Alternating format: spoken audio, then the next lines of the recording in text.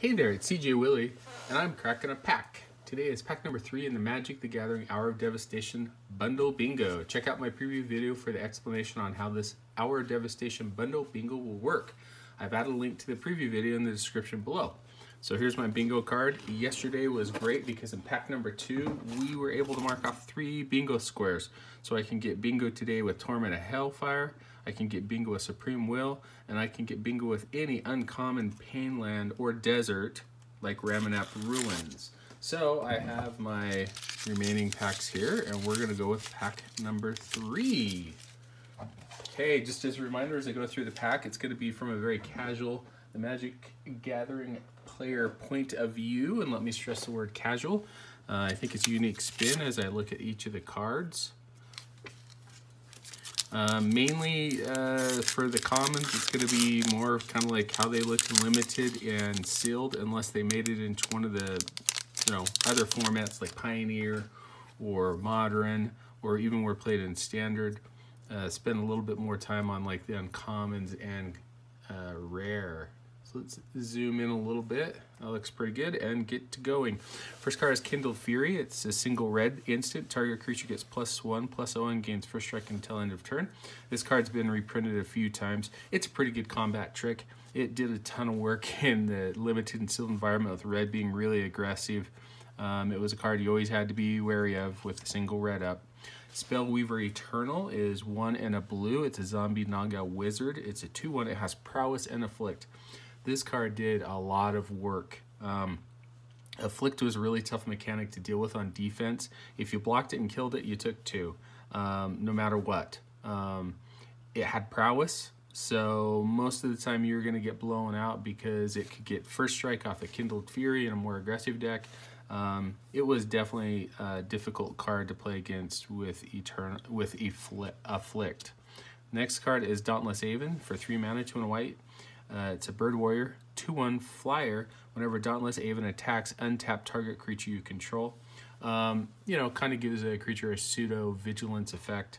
I played with it a little bit in a blue-white flyers deck in limited and sealed. Unfortunately, blue-white flyers didn't win too much because it was getting out-aggressived by red Kindled Fury. But I mean, 3 mana, 2 white flyer that gives something vigilance is okay.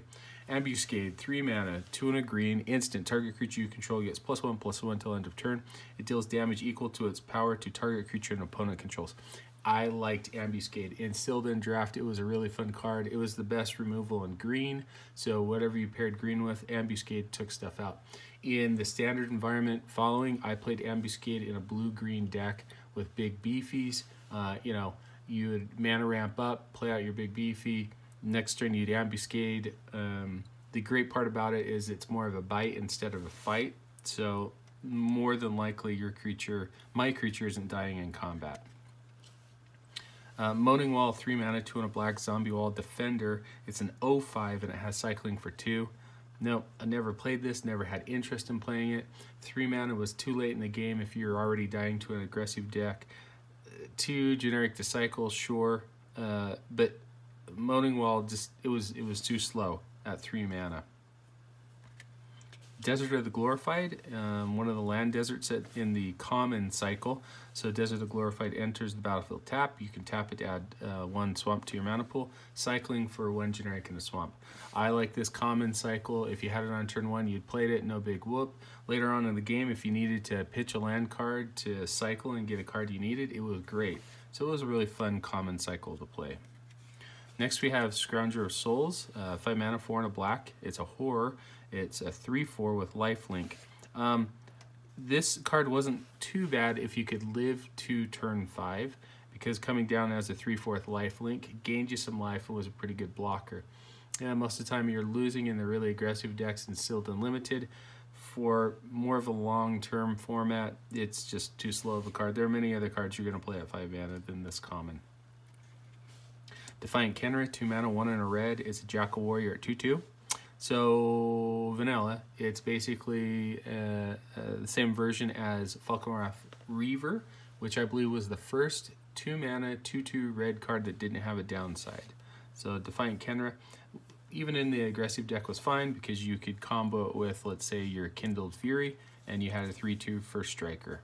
So it wasn't the best of creatures, but you know, it filled out in a red-white aggressive strategy if you needed a card. Next we have Dejuro's Renunciation. So 2 mana, 1 and a white. It's an instant. Tap up to 2 target creatures. You can cycle this for a single white mana. Yeah, this had a little bit of play in the red-white deck in that you could tap up to 2 of the bigger target creatures late game to get through your last points of damage. If you needed to pitch it and grab you know, a better card off the top of your deck, it worked out as well. So not too bad of a trick, especially in the late game if you needed to tap down that, you know, lifelink, that black lifelink creature or a bigger creature to get like the last 2 or 3 points of damage. Unsummon is a single blue instant, return target creature to its owner's hand. So a classic card. In any other sealed or draft format, this card would have been great, but in Amonkhet Hour of Devastation, because of the low-costed aggressive decks, it didn't work out. Yeah, sure, you could bounce their creature during combat, or you could bounce it at the end of their end step if you wanted to. Problem was that they were cheap and they're easily replayable, and they would just come back at you the next turn, more than likely with haste. So I love Unsummon, but it wasn't great in the Era of Devastation kind of sealed draft format. Our first uncommon is Crook of Condemnation for 2 generic mana. It's an artifact. You can pay 1 generic, tap it, exile a target card from a graveyard, or you can pay 1, exile Crook of Condemnation, exile all cards from all graveyards. So with the Embalm and Eternalize mechanics going around an Amonkhet block, this was a pretty good card because you could get rid of that annoying Embalm or Eternalized creature that you knew was going to come back. It didn't do so much against Godpharaoh's Gift, which was annoying, but it was a handy kind of sideboard card to play. In our play group, for most of our standard decks of 60 cards, we don't play sideboards, but when we do play draft and sealed, you know, sideboards are available, so this card wasn't too bad. Next uncommon is Merciless Eternal for 3 mana, 2 and a black. It's a zombie cleric at 2/2. It has Afflict 2, and then you can pay 2 and black, discard a card. Merciless Eternal gets +2/+2 until end of turn. So once again, this card is made better by the Afflict mechanic. So whether you're blocking it and trying to kill it, or you let the damage through, you're taking 2. What was really difficult was you'd sit back and think, well, I'm not going to block it because I don't want to take 2 off of Afflict, and maybe there's a trick. Well, if you did let it through, discard a card, now you're taking 4. Or if you did block it, you're thinking, I'm going to kill it. No, there's enough mana to activate it, pump it up to 4, and you're still taking 2. So Afflict was really difficult mechanic to deal with. Our final uncommon is Sunscourge Champion for 3 mana, 2 and a white. It's a human wizard at 2/3. When Sunscourge Champion enters the battlefield, you gain life equal to its power. So 2 life gained right off the bat. And then you could eternalize it for 4 mana, 2 and 2 white, and discard a card. So what you'd do is once it was in your graveyard, you would pay the 4 mana, discard a card, and you'd have a 4/4 coming back to the battlefield where you'd gain 4 more life. I did like Sunscourge Champion. It was a card that if you could survive, usually by turn 3, you could play this block. If it died, you'd return it, and you're getting 6 6 life out of the deal. Sunscourge Champion was a card that I did play and I did like. So will we be able to hit bingo with one of our mythic rares or rares? Let's check it out. So, oops, went a little too much. So our rare is Ramunap Hydra. 4 mana, 3 and a green, Snake Hydra. It has Vigilance, Reach, Trample. Ramunap Hydra gets +1/+1 as long as you control a desert. Ramunap Hydra gets +1/+1 as long as there is a desert card in your graveyard. So this is a card that was interesting. I haven't really ever played with it.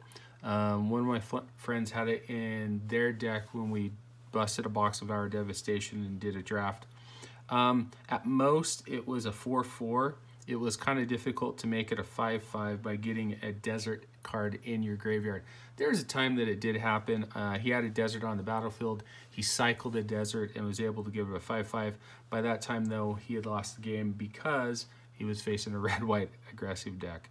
So Ramunap Hydra, somewhat okay card. And then we have a Plains and a Sinuous Striker, Token creature Zamba Naga Warrior.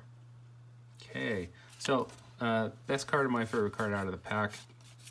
I think the best card if I was drafting this particular deck, knowing what I know, and based upon my experience with all the different cards I played with, was Ambuscade. It was one of the very few commons that made it from just being a draft or sealed card into an actual standard deck. Like I said, I played a blue-green deck where I featured a playset of Ambuscade. It was a really great card because of two things. One, it wasn't a fight card, so my creature is going to stick around because it was going to bite, so it was just going to deal damage equal to its power. And then second, it got a power boost. So, you know, if you played it on a 2/2 creature, it was a 3/2 creature, and it could take out quite a few other, you know, creatures that only have 2 power or 2 toughness. So it was a card that I did enjoy playing, and even in draft I was able to make it work by dealing with obnoxious creatures. Anyway, hope you enjoyed the video. If you did like it, please subscribe and share. Take some time to tell me in the comment section what was your favorite or best card out of the pack. Until next time when I'm back to crack the next pack in the Magic the Gathering Hour of Devastation Bundle Bingo.